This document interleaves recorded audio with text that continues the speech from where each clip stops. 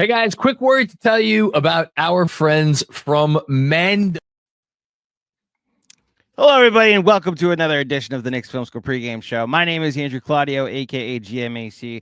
Apologies for the awkward start this morning, or I guess for those of you on the East Coast, the midday. Somebody decided to press a button. That would be me. Accidentally cut the video short, but we're going to roll with it because we do these things live now, and that's what we do here at Knicks Film School. And when you're given a curveball, you make the best of it. Like how the Knicks, over their last 13 games, were given a curveball when Jalen Brunson went down and still managed to go 8-5 with a 4.9 net rating. You thought the sky was falling when he went down against the Lakers. I know I personally did, Knicks fans, but here in Knicks land, we are able to look at the floor of this team that has persevered without their captain. And they come into this game against the Cleveland Cavaliers with this thing hanging over them that they're 0-9 against the top four teams. I guess the top three teams would be 0-7. Then if you include the Lakers, it'd be 0-9. But thankfully, the Rockets are now the 2 seed. We've beaten them once this year. A test that I don't know how much you can actually take from in this game against the Cavaliers, who do come in at 60-15. The profile I'm about to read about them is that they're first in offense. They have the second best offensive rating ever, 8th in defense, first in effective field goal percentage, first in true shooting, second in field goal percentage, second in 3-point percentage, and have the second best net rating in the NBA. 9.9, I believe, and then 9.7 would be the Celtics. So that gap has closed a little bit, and we'll talk about that in just a second. This is a Cavaliers team that is not the team from 2 years ago that the Knicks beat in 5. They're not even the team last year that the Knicks were able to win a couple games against during the regular season. This is a much improved Cleveland Cavaliers team, having one of the best seasons in their franchise history. And this time they're doing it without LeBron James, so it might actually be more aesthetically something that means more to Cavs fans. Why don't we ask one? Joining me for the first time ever from the It's Cavalier podcast, Mack Perry. Welcome to Knicks Film School. Thanks for having me, man. I'm very, very I'm high on this team right now. Are you now? Yes, I'm very, very high on this team. I think the word that you used, aesthetically pleasing, that probably sums it up very, very well, because this is no disrespect to LeBron. We are always going to be appreciative of what he was able to do for the wine and gold, but to watch this team mostly organically get to where it is now, culminating in the first 60 plus win season since the LeBron era, right? And this is only the third time in franchise history that they've managed to do so. It's just been very, very refreshing. So I'm in a good place right now. So the Cavs fans I've talked to in the past, that it's not the first LeBron Cavs stint that was the stressful one that has complicated feelings because it was finals or bust. It's the second one that I don't want to say it's not appreciated as much, because they won a title. So the ultimate goal was achieved, but those 4 finals runs were filled with a lot of drama and a lot of Kevin Love bashing and a lot of roster uncertainty throughout the season. And obviously this thing going on in Golden State that made it difficult to put reasonable expectations on it, which is why it's so fascinating 75 games into this season, where I definitely didn't see this being what the Cavs would be. I definitely didn't think that there would be a legitimate contender coming out of the East that was to combat the Celtics that wasn't us, and no matter who you are as a Knicks fan, you have to just admit the Cavs passed you this year. And I guess because this is your first time here, I want to get your perspective, going into this year with the change to Atkinson and maybe just natural progression and the development and growth from the team. Maybe not 60-15, but how much better did you think the Cavs would be going into this season?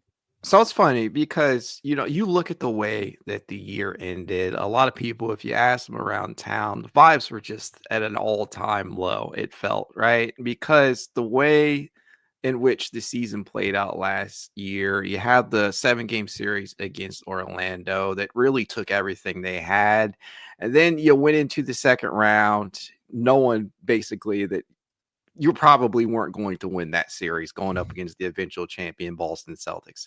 And then you look at what many outside observers, many people wanted them to make big changes to the core, whether that be moving off of Jared Allen or seeing what you could get out of Darius Garland, who was coming off of one of the worst seasons of his career. And none of that was changed, right? They basically doubled down. They said, we are going to double down on what we believe is the best direction for this team. And that is continuity, something that I think is lost in today's NBA. Nobody has patience to see these things play out anymore organically.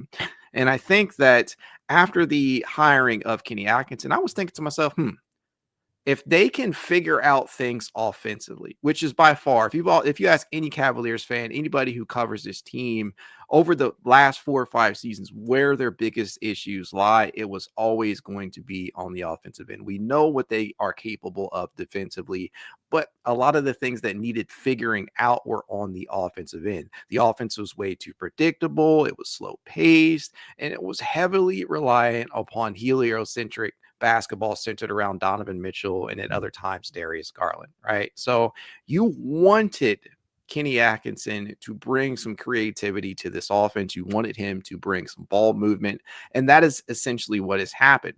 I'd be lying to you if I told you that I thought that they would be winning 60 plus through 75, right? I did not see that happening. I did not see them overtaking Boston in terms of win-loss record, right? And there's a very small chance that Boston does catch them in the standings. It's small, but it's still technically possible. I won't rule it out, but I did not see them taking this big of a leap from an offensive standpoint. And to do that without really losing anything defensively, it's amazed me. And, Kenny Atkinson deserves a ton of credit, obviously, but the players do too. You got them to buy into a new approach, right? Everybody is sacrificing for the greater good. Perhaps one of the biggest sacrifices on the team this season has come from Donovan Mitchell, who is just kind of taking a step back, not from a play standpoint, but from hey, I don't have to do all of this by myself. I can lean on a Darius Garland. I can lean on an Evan Mobley. I can see what Jared Allen can bring to the table in games where my shot is off. And so it just seems much more balanced this year. So it's been a complete shift in the way that that this team operates. And it's been awesome, to be honest with you. You mentioned the heliocentric offenses of years past. And look, I want to relate this to the Knicks in the situation. I don't even know if it's even a situation. They're on pace for their second straight 50-win season. They're like a team that just assembled their team a couple days before training camp. But they do play a lot of ISO ball, especially with Jalen Brunson. It's become a little too much ISO at times for people. And it's why aesthetically, I think from a fan base perspective, when everybody's eating, it's more enjoyable, and I think it's been a weird couple of weeks. I mentioned at the top of the show, like Jalen Brunson went down 13 games ago, and the Knicks, it did look like for a little bit, it's like, how are we going to survive this? And they're 8-5 without him. They have a better net rating over this stretch than they do on the season. They were a 4.3, I think, is their net rating overall this season. And 4.9 is what their net rating is in this 13-game stretch. Now, opponent obviously matters, but I say all of that to let you know there's a lot of Knicks fans that are like, well, Brunson has to adapt to this now because OG Anunoby is cooking and Mikal Bridges is cooking and everybody's getting a chance. DeLon Wright is out. Now, I don't think anybody's saying like there's a controversy of like, are we better without Brunson? Because they're like 18th in offense or 19th in offense over this stretch. But aesthetically, it just like the beginning of the season, the Knicks were right there with the Cavs in effective field goal percentage and effective and true shooting. But they're getting these 30 assist games for the first time in franchise history that it was like, oh, this is what a true team based on ball movement and 5 out is going to look like. And like, I didn't throw this at you on the rundown, but toward the end of Bickerstaff, like, because it's very clear he's still a good head coach, and you see what they're doing over in Detroit. But And I'm not someone that's like, you got to fire the coach. If they did upgrade, I would welcome it. I just don't know who the upgrade is. But like, did you know that not necessarily that Atkinson was the answer, but that the shakeup, because of continuity to what you spoke of, the shake, were you open to like a shakeup at the head coaching position was a welcome thought at the end of last year? At the end of last year, now this is coming from one of the bigger fans of JB Bickerstaff during his tenure there. I always tried to stick up for him wherever I could, but it was becoming more and more clear that JB had just lost the team in terms of the voice, and I think that the game is mental. A lot of it is mental, and I'm not going to say that they shut him out, but I think that he had reached his apex here in Cleveland from as far as he could impact this team, the way in which he could bring them along. I just do not think it was going to continue. And you look at what Detroit is doing right now from an offensive standpoint. It's still the same type of offensive, the look is the same. It's heliocentric. Everything revolves around Cade for the most part. They have some very nice and young pieces over there. I like what Jalen Duren's doing. I think Asar Thompson is awesome from a defensive standpoint. Malik Beasley has had one of the best seasons that you'll see in terms of the contract that they got him for. They've done a lot of great things over there. But at the end of the day, they're still functioning the same way that JB had the Cavaliers functioning for many years. It's operating around one guy. And I think that what you're seeing with Kenny is that he is getting everybody involved. He's using certain players in ways that perhaps fans didn't even think that they were capable of being used, for one, and he's using them creatively throughout the course of a game. There were so many possessions during the JB Bickerstaff era in Cleveland in which it was, okay, Donovan, make something happen. Okay, Darius, make something happen. And while, 9 times out of 10, that can win you games during the regular season. It happens, right?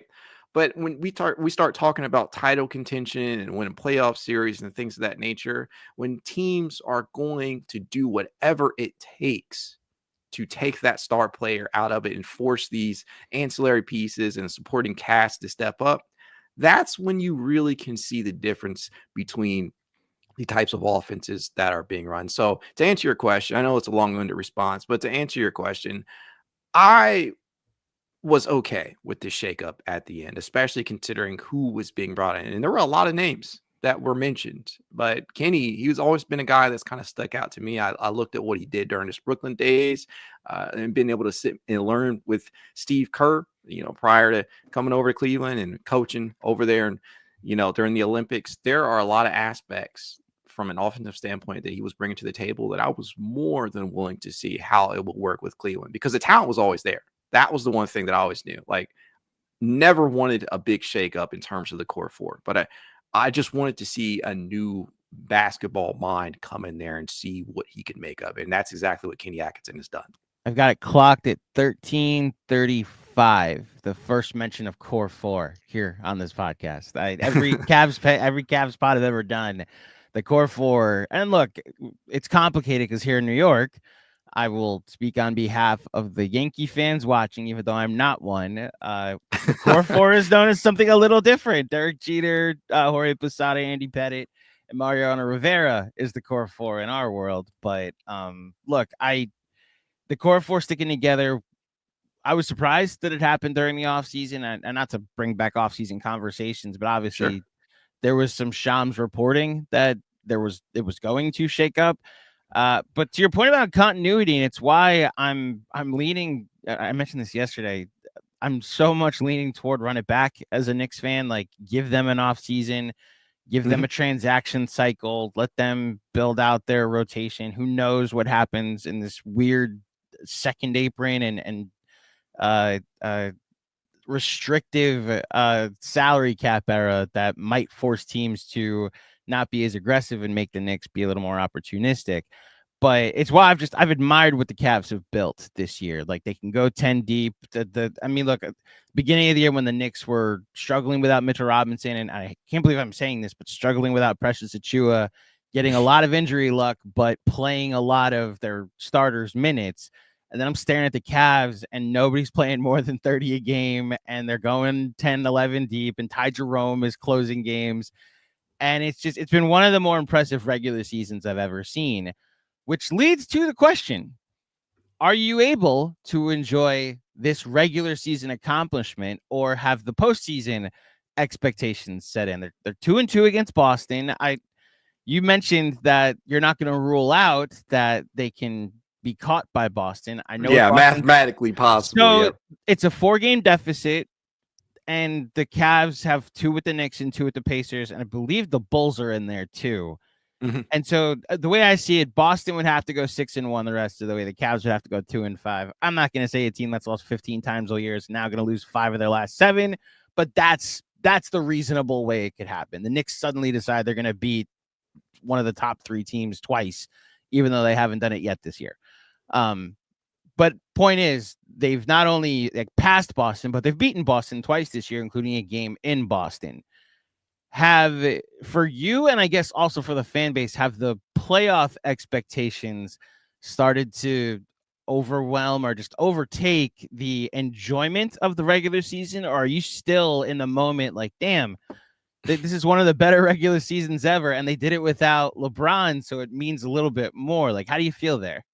See, I love this question because I think we, as observers of the game of basketball, have gotten to a place in today's day and age where we just kind of take the regular season for granted far too often, or rather minimize its importance in the grand scheme of things. Yes, the playoffs ultimately matter more, and I'm sure everybody watching this would rather the Knicks win a title than set regular season records and have regular season success. And you can lump me in there as a Cavs fan. Like, I would much prefer the title to, winning 60 plus games. That said, I think that a lot of people get so hyper focused on the end result that they just do not, frankly, allow themselves to enjoy the journey. And the longest part of that journey is that regular season. And for me, I'm enjoying the hell of it every single game. And look, not all of them have been fun watches. I will be the first person to admit that. But there has been something almost each and every single game that has given me an opportunity to see how this team's going to respond to different things, whether that be adversity, which they have faced more as of late, or potential playoff atmospheres. We have seen almost every team play the Cavaliers down the stretch of the season give it their all. The Cavaliers are getting they're getting the kitchen sink thrown at them more often than not as of late, or how they decide to navigate specific injuries. There has always been something to look forward to, and I'm enjoying it. And this team has won 60 games. Like I said, it's just the 3rd time in franchise history that they have done that. All of that being said, while I have enjoyed the regular season immensely, it has sort of added more expectations that will likely need to be met at the very least, this season to make things feel like it's been a true success. Now, the real question is, what are those expectations? And I cannot speak for all Cavs fans, but me personally, this season would feel like somewhat of a failure if they do not make it to the finals. I'm just going to say that. It would really finals. Oh man. If they do not, if they don't make, based upon what we have seen, if they don't make it to the finals, considering what we have seen, and I'll say this, if they make it to the Eastern Conference Finals, that within itself is still technically an improvement upon where they finished last season. So let me cover my bases by saying that is fair. But it's finals appearance or bust based upon what I've seen. And I'll say this as well. Let's say they make it to the Eastern Conference Finals and they lose in 7 against whoever makes it out of that side of the bracket. I could live with that begrudgingly. I could live with that, but I would view it as somewhat of a failure based upon what we have seen during the regular season, because I believe that you don't go out there and trade for DeAndre Hunter. You don't sign all these extensions with the next couple of seasons in mind if you're not trying to capitalize on the windows that you have. And Andrew, I don't think entering this season, any Cavaliers fan thought that the window would be open. And I think that the window is a lot more open. It's a hell of a lot more open than it has been in the last couple of seasons. But yeah, to me, the level of expectations has raised. I'm enjoying it, but that doesn't mean that the expectations haven't raised along the way. Can I play out that hypothetical? And sure. So does it matter who the opponent is? Because if they lose in the conference finals to the defending champs that become the eventual 2-time champs, it almost it's not that you that you accept it, but you're like, you're with the team in the way of another team's story. Like that sucks. Right. Yeah. But at least it's like you lost to the champs. If you lose to the Knicks again, like let's paint that scenario. The Knicks get by the Celtics and they get by the Cavs. And then it's like, damn, all of this that they experienced this year and they still lost to the Knicks again. That then, of course, does it matter the how of them losing before the finals? Is it just like if it's not the finals, it's a bust? I think, yeah, to a degree, right? I think that if I can, just from a personal standpoint, if this team loses to Boston in a competitive 7-game series, I can live with that because, again, it is still technically a step in the right direction, and it'll just point to the fact that Boston is just that much, much better and than everybody else in the East. But considering the seasons that New York has had versus the season that Cleveland has had in terms of the regular season, if they go out and they lose in the Eastern Conference Finals against New York, nah. I'm pissed off.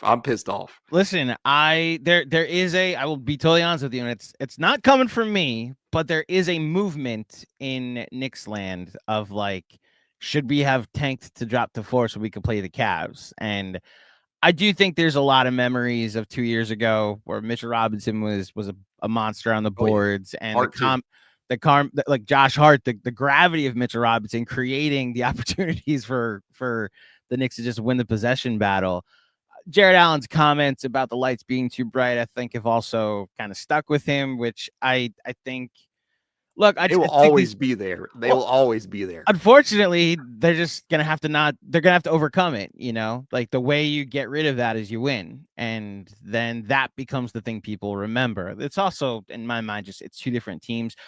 To be completely honest, I don't know what this says about me, but I would rather play the Cavs than Boston, but it's because the Knicks have looked uncompetitive against Boston all season, and they have one game this year when they looked competitive against the Cavs, albeit the 4th game of the season. So the core 4, Jared Allen, Evan Mobley, Donovan Mitchell, and Darius Garland. A 2-part question. Let's start here, because I was having a conversation about the MVP ladder and like if the straw poll that Tim Bontemps takes, and it's like, which Cav should be the highest on that ladder and who would you put the highest? And I'm like, it's Donovan Mitchell. Like, it's of course Donovan Mitchell. And the pushback I got from a person was that, no, it's Garland. Like, he leads the team in ball screens. He's our mean distributor. And I'm like, but the offense, the defense's game plan for Mitchell, which is why Mobley and Allen and Garland are able to succeed. It's similar to, well, not a 1-to-1 comp, but like Kevin Durant was able to feast in Golden State because teams were focusing on Steph Curry. Now, he's great. Like both guys are great, but you see where I'm coming from. So I ask you, a Cavs expert and observer, like, who should be the highest on an MVP ladder for the Cleveland Cavaliers based off of what you've seen this season?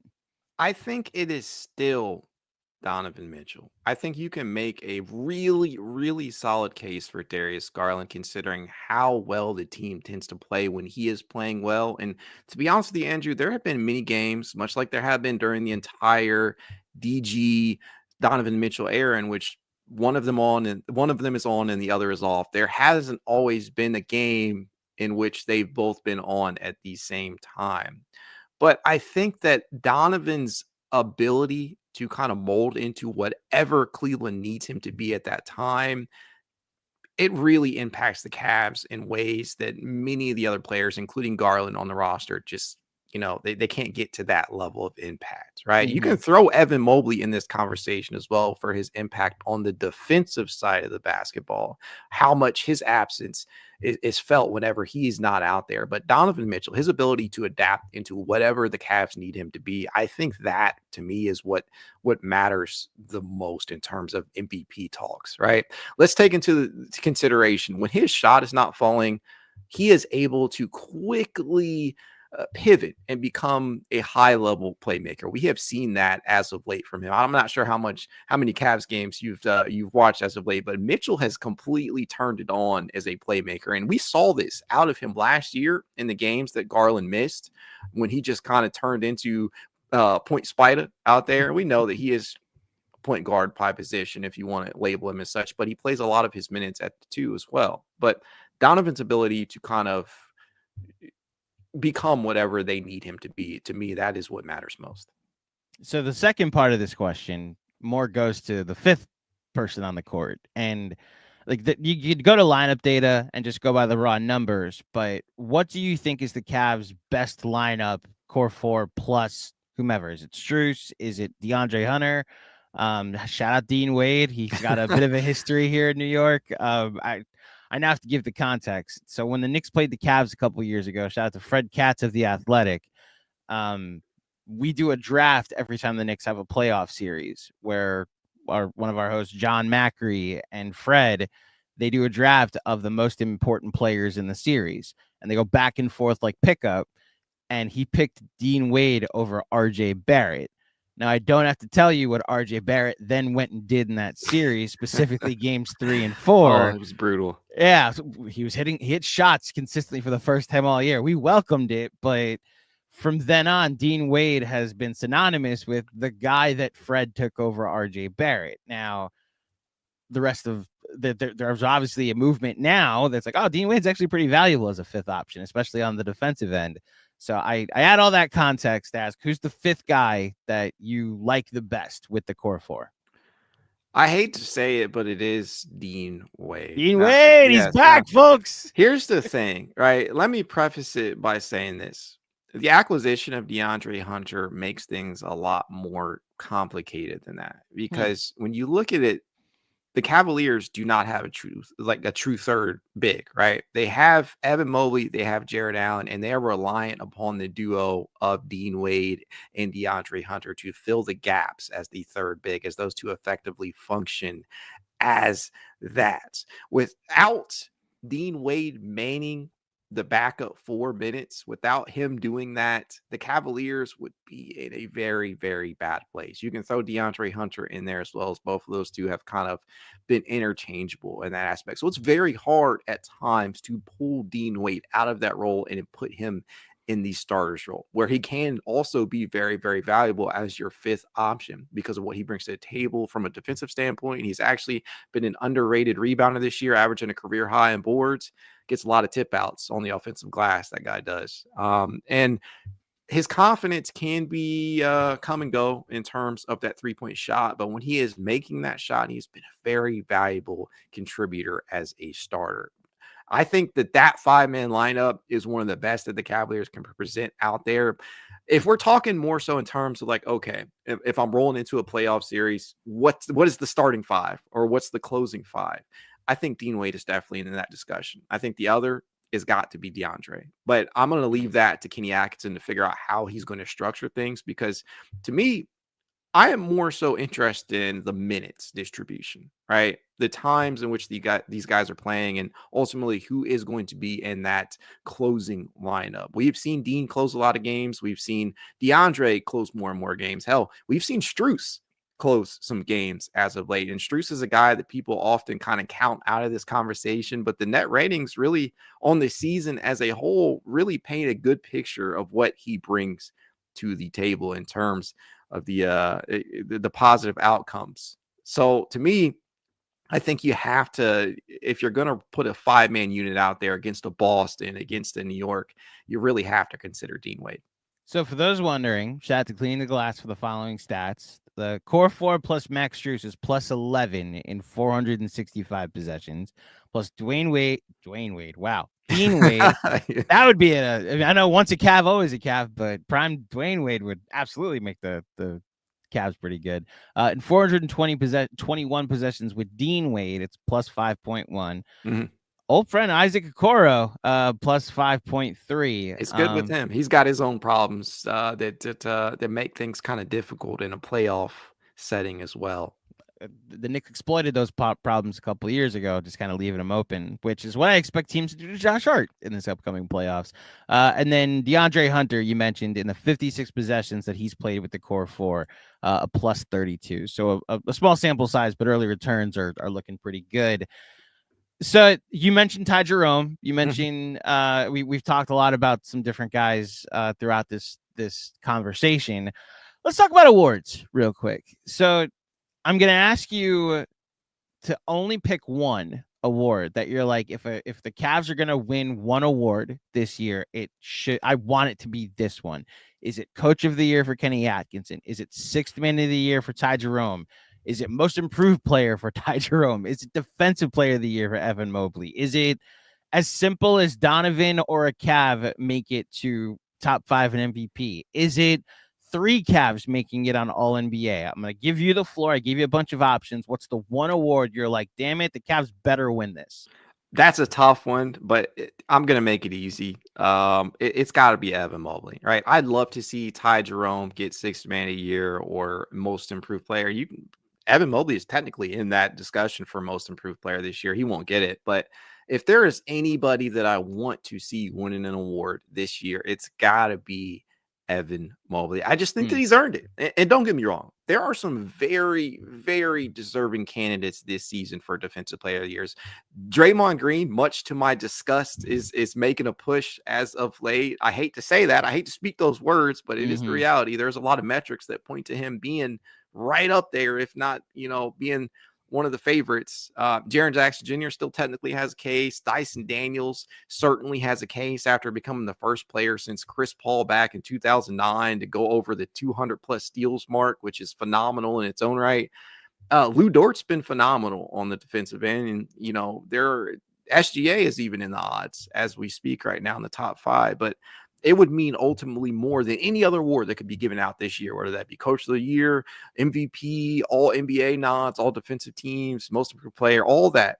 It would mean more than the rest for Evan Mobley to get that award. And we've seen him become a finalist already. I just want him to certify it. So that's my final answer. I wonder if Mobley follows like the trajectory of Bam, which Bam is synonymous with elite defense for me for good reason, but he's also synonymous with top 3 finish, not top 1 finish. He's never won Defensive Player of the Year. And I don't wish that upon Evan Mobley, but they do wonder. Look, there's also a Victor Wembanyama clause. He was running away with it. Yep. Like he was a minus before the season. Like he was you could, the way that the betting markets were talking about Wemby, it's like, just don't have the contest. Like just start the season, have the ceremony, give him D-boy, and then the rest of us will play for second and third. And obviously we wish Wemby a speedy recovery, but it does open up this chance for someone to win Defensive Player of the Year. Look, I have no idea where I lean. I do think the top 3 are Draymond, Mobley, and Jaren Jackson. So I'll let the voters decide. I'm surprised Atkinson wasn't the one that you were like, because that's I think the most contested one because of what JB Bickerstaff's doing in Detroit, what Ime Udoka is doing in Houston. Obviously, you have like Daigneault over in OKC. I am surprised that wasn't the one you went to. Well, I'll say it this way, and you kind of alluded to it, right? We have some terrific defenders in the NBA. Wemby is going to be a perennial choice for that award. Chet is going to make his way up there as well. You will see other options arise. I think this might be one of Evan Mobley's clearest paths to getting that award. I don't want him to be in that discussion with Anthony Davis and Bam Adebayo for always being a finalist, always coming in second and third place for that award and being a deserving candidate, but never quite getting there. This represents his best chance, and this might be his only one, right? I want him, and that's not me saying it's not possible for him to be to be viewed as the superior defender to Wemby, because there are comparable stats on both sides, but Wemby was running away with that award prior to his injury, and I think that everybody basically thought he was a shoe-in, and it's probably going to stay that way over the duration of these guys' careers. So no, I think Kenny Kenny can certainly get that award as coach of the year in the next couple of seasons. I just don't know when the next opportunity will come for Evan Mobley to be able to win Defensive Player of the Year. Well, we'll see. One person that is synonymous with defense as well is Tom Thibodeau. Whether that's earned this year with a team that's struggling to, well, okay, so this stretch that they played without Jalen Brunson, they're 5th in defense. They've turned back into an old Tibbs team.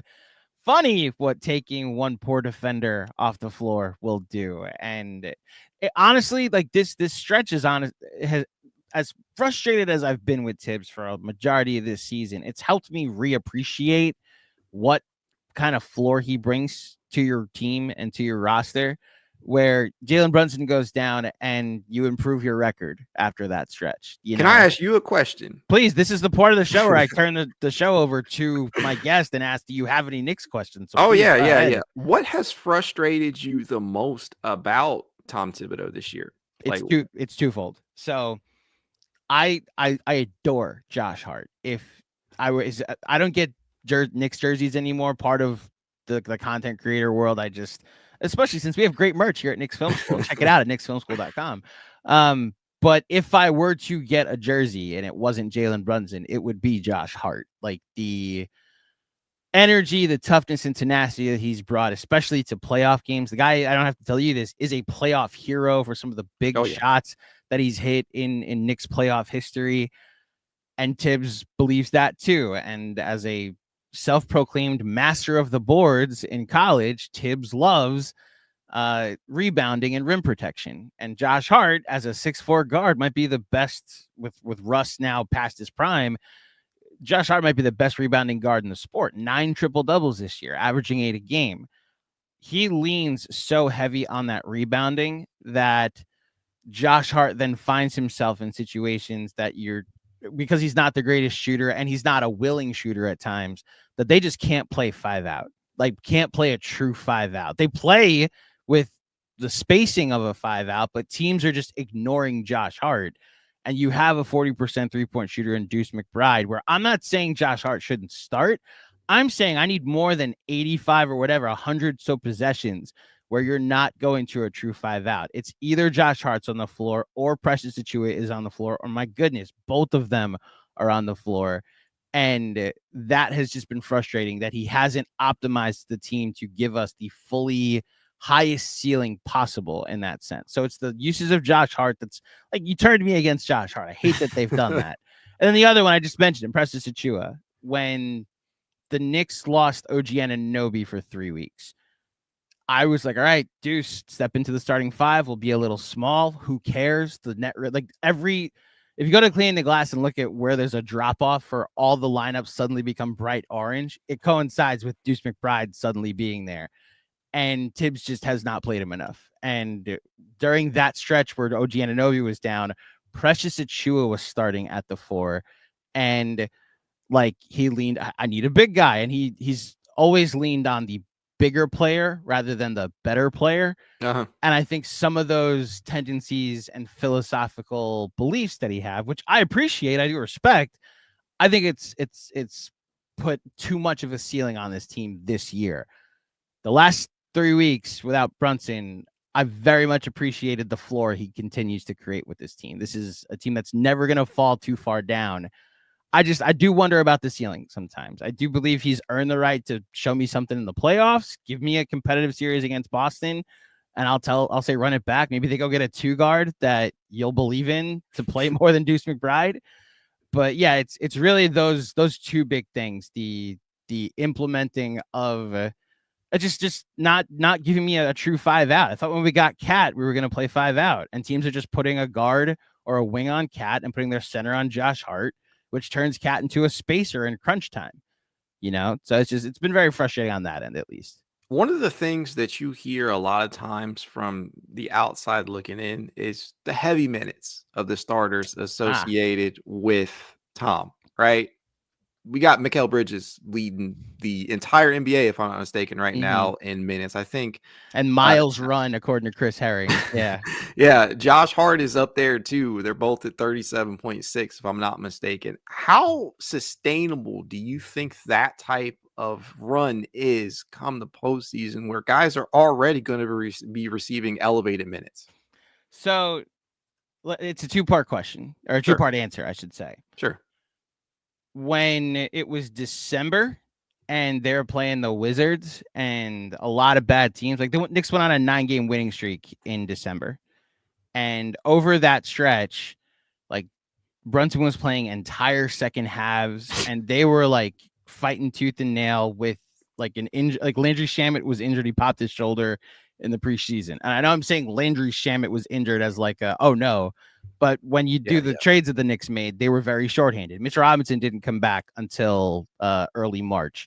Landry Shamet didn't come back until mid-January. Precious Achiuwa pulled his hamstring in preseason.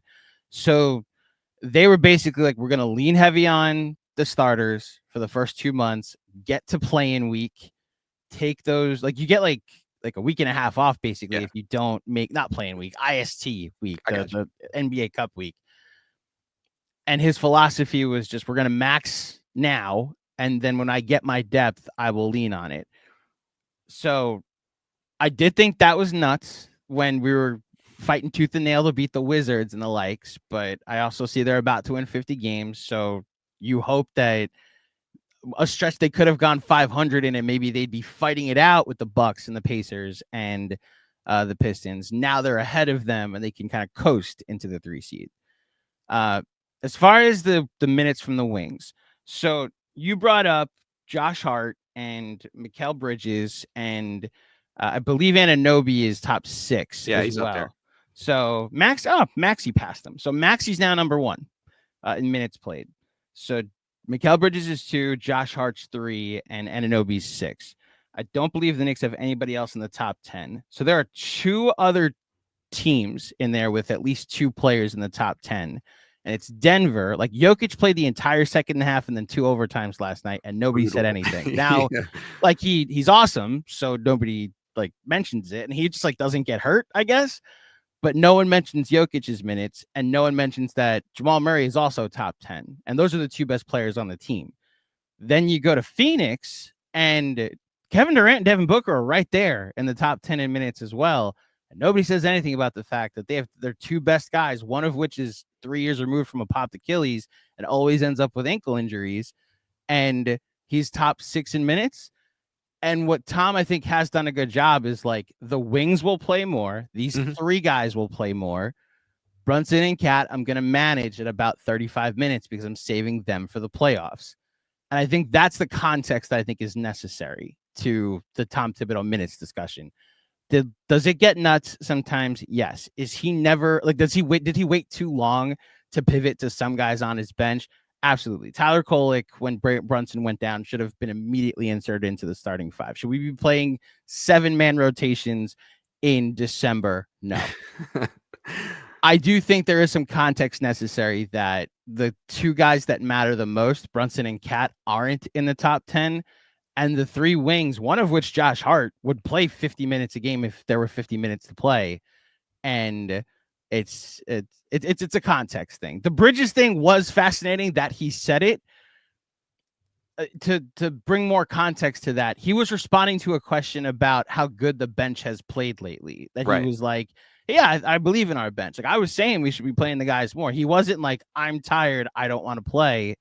It was like, I believe in our bench, especially since 2 of them are his friends from Phoenix, Landry Shamet and Cam Payne. So that's a long-winded way of answering your question, but it's the context that I think is necessary with Tibbs. Oh, no, that's completely fair. And, make no mistake, Cavs fans are not, unfamiliar with that type of territory. That was pretty commonplace, not necessarily to the extent that Tom has been known for, but JB certainly wrote his starters earlier on in seasons where you got Donovan Mitchell and Darius Garland and Max Strus playing 30 plus 4 minutes. And this season, their minutes leader is like 81st at Donovan Mitchell. He's 81st in the NBA, if I'm not mistaken, as of recording this. And I'm very, very thankful for that because you just don't see nearly as much burnout. And down the stretch, getting these guys healthy, making sure that they're not overtaxed is going to pay dividends. And so, credit where credit's due. Tom's leaning into that depth that he has now. And I know that some fans are probably loving, as you pointed out, the fact that they're not over reliant upon heliocentric basketball centered around Jalen Brunson. But at the end of the day, Brunson adds a quality to that team that nobody else really on the roster can bring to the table come when the lights get brightest in the playoffs. You obviously make a good point that they need Jalen Brunson. I just need Knicks fans to hear what Mac just said. The Knicks need Jalen Brunson. Just like that is a thing. They will need their captain. I do hope some good comes out of it. What you've seen from Anunoby, and this is where we can wrap up by talking about the game. Like, Anunoby's averaging like 28 a game over his last 7, and he's just like discovered, oh yeah, I'm big, like I'm a tank. If I drive, I'll probably be able to get to the rim rather easily, as well as like he took 13 free throws last night. Going into this matchup, so here's where I ask about the Boston fear of them catching you. Sure. Are the Cavs like still not necessarily not playing for anything, but do you get this sense that they're like, we just want to get this thing clinched, we're still playing our normal rotations, our normal level of intensity so we can clinch? Or like, should the Knicks, even without Jalen Brunson, and I know Cat didn't play last night, I expect him to play tonight, but potentially no Karl Anthony Towns. I mean, like at the end of the day, if no Cat, no Brunson, I don't think this is a hot take to say I like the Cavs' chances in this game, but are you worried at all about the Cavs potentially being spoiled by the Knicks, currently 11.5-point favorites going into tonight's game? I wouldn't say I'm worried, but I do have to point this out, right? The Cavaliers recently have played a Wemby and Foxless San Antonio Spurs team, and that was a pretty tight game. And they just lost not so long ago to Detroit that was missing 2 of its best players, obviously in Kate Cunningham and Jaden Ivey, who's been out for some time now. There is always room for an opponent to take you out if you don't take them seriously enough. One thing that Kenny has been very, very good at this year is making sure that the level of intensity kind of remains the same each and every game, no matter the opponent. They've rarely fallen victim to trap games. I don't necessarily throw this into the trap game territory, but it leans closer to that considering where the Cavaliers and the Knicks are right now. But as long as they take them seriously, in which I think they will, I think that this is definitely a game that Cleveland should be favored in. Now, I don't think that they are I don't think they've gotten to a point yet where they're like, okay, you know what, we're not playing for anything. Let's just throw out our starters for 20 or so minutes and let the reserves eat. Because I think with Boston still technically not eliminated from getting that number 1 seed, you have to push. You have to take care of the opponents that you are favored to beat. And right now, I think the Cavaliers are entering this game as the favorites. So take care of business, get that number 1 seed, and then you can start to relax a little bit, get some of the reserves minutes. And this is coming during a stretch where you don't have Ty Jerome, who, dealing with a tendonitis issue. We don't really know what the brevity of that is. Hopefully he's just needing a little bit of rest, and maybe they will rest him to the playoff start. But no, I'm not worried. I wouldn't be worried personally, even though I honestly hope the Knicks win tonight. It did cross my mind that like the Knicks now with this pivot into Tibbs ball into defense, sure, that they're able to now create a floor defensively that might be more conducive to play against just like a good offense. Look, this would be a good test. They haven't played an offense like this since Jalen Brunson went down. The Clippers, I guess, would be the best case example. But look, there's this game against the Warriors from a couple weeks ago where the Knicks lost by 3, and it was like a game that went down to the wire. It was tied with 2 minutes left, and that was that Warriors team that was still riding high with Jimmy Butler. They were, I think, 10-2, or on a 7-game winning streak going into that game, and the Knicks allowed like 97 points or something. And I remember watching that game being like, oh, so this is how life is going to be like for the next 2 weeks. They're going to struggle to get any points, but there's a chance that their defense is gangbusters. And I'm curious to see what we see. Curious to see what they do against the Cleveland Cavaliers, who, as I mentioned at the top, having one of the best seasons in the franchise's history. Do you have time for 2 questions before we get out of here from our audience? So, Sure. watching from Ben Kim Gervey, longtime watcher.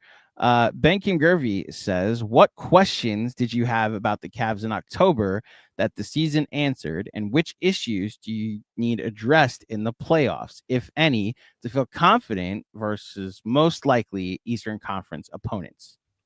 That is a very good question. I think entering this season, I was really interested in seeing who would be the leader within the second unit with Karis LeVert entering the season in a contract year and so much praise being levied about for Ty Jerome. I was really curious to see the utilization from Kenny Atkinson of those 2 players specifically. And he made it work really, really good to begin this season, up to the point where they just said, you know what? I think that we can manage without Karis and capitalize on this contract that we have. And lo and behold, Kenny Atkinson, well, not Kenny Atkinson, Kobe Altman was able to go out there and snag a leading candidate for 6 man a year in DeAndre Hunter, which will ultimately help them against some of these big time Eastern Conference matchups, whether it be a New York or a Boston or Indiana, throw whoever out there. But yeah, I was really interested to see how Kenny Atkinson would utilize those 2 guys.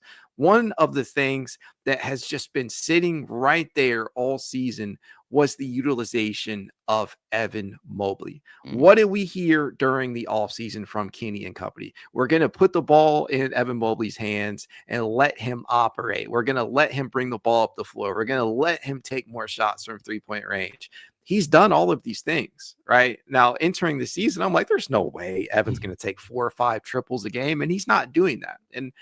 But what he has done is make the most of his opportunities when the defense gives him that. And that's almost every shot. The defense still does not respect Evan Mobley in his ability to space the floor. But I think that the progress that he has made this season, and you saw that last year, it was starting to creep up last year, but this season he has really solidified that, and his confidence has started to go up. And I think that is what Kenny Atkinson was brought in to do ultimately, was tap into the potential of everybody on this roster. And so the utilization of Evan Mobley was also something that I was really, really curious to see play out this year. And I think that's only going to help them when they get into matchups against a Boston, where Boston loves to switch everything, and they're going to take Donovan Mitchell and Darius Garland out of some games and ask Evan Mobley to overcome what they throw at him. And I think that is only going to tell us more, right? Once Evan Mobley gets to the postseason and we see him replicate a lot of what he's done during the regular season, and I'm speaking it into existence, right? Once we see that, we're really going to have a solidified answer to how much improvement Kenny Atkinson has brought to the table in terms of some of these individual players. From Scott Stern, I pop into Cavs games semi-often, and I don't think I've ever seen Ty Jerome miss a shot. Where did this dude come from, and will he still get playoff minutes? That is a good question as well. Look, Ty Jerome, his biggest shot, the shot that scares everybody, is the floater, right? He's been money from 3-point distance this season, but it's the floater in the mid-range area that truly puts the fear of God into some opponents. And sometimes it does feel like he can't miss. And that's why he has closed some games this season. That's why Kenny Atkinson has been very trusting of him. And you know what? To me, the most interesting part of it is that he is having a career year. He was almost, well, he was in the 50-40-90 club not very long ago. He missed it after these last couple of games, but he's been able to give the Cavaliers so much production despite playing 19.7 or so minutes per game. It's been phenomenal. Whenever they need him to function as a spark plug, whenever they've needed him to function as a facilitator, he has done the job. He's also quite adept at racking up steals this season and deflections and whatnot. He has quite the pickpocket out there. Will he get minutes in the playoffs? Absolutely. Absolutely. As long as he is insulated in the front court with some terrific defenders, I think that he will get his usual complement of minutes because it's not like Ty's playing 25 plus a night like Peyton Pritchard or somebody like that, or DeAndre Hunter, for instance. But I just don't think Kenny is going to rely on this guy all season long and see him put in one of the greater 6 man of the year level seasons and say, no, we're going to turn away from that. He's going to give Ty his usual complement of minutes. The question is, where are those minutes? At what points in the game are they going to come? Because Kenny this season, he's been pretty famous for using Ty, and now DeAndre's the first 2 subs into the game. I do not think that changes entering the postseason. So it'll be interesting from my perspective. Like, they go 10 deep, this Cavs team. Oh yeah. And I don't know a lot of 10 deep teams that win titles.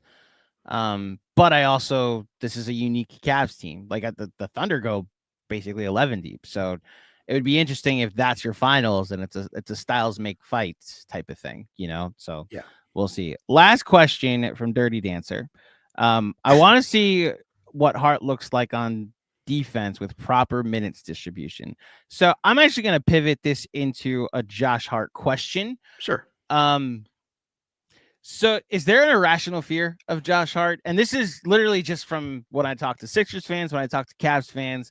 Josh Hart's had just so many big moments of them versus them. That playoff series, that game last year where he had 19 rebounds after Brunson went down in the first minute. And I understand Mitchell wasn't playing, which is why he was able to pop his chain. But just your thoughts about Josh Hart potentially, whether it be this game or in the conference finals, being the boogeyman. How do you view Josh Hart? And I guess how do Cavs fans view Josh Hart?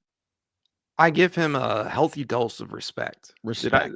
Did I not like that moment? Yes, nobody liked that moment as a Cavalier fan, but you got to respect what the guy is able to do. I mean, the biggest impact that scares me is on the offensive glass. If I'm not mistaken, he is in the 90th percentile per B-ball index in offensive rebounding talent. He is always going to go out there and try and generate extra possessions. And this Cavaliers team, look, I'm going to be honest with you guys. I don't know how many Cavaliers fans are watching this, but I just got to be honest. This is still an area that Cleveland can be exploited in, right? If they allow teams to hurt them in terms of second chance opportunities, you can beat them.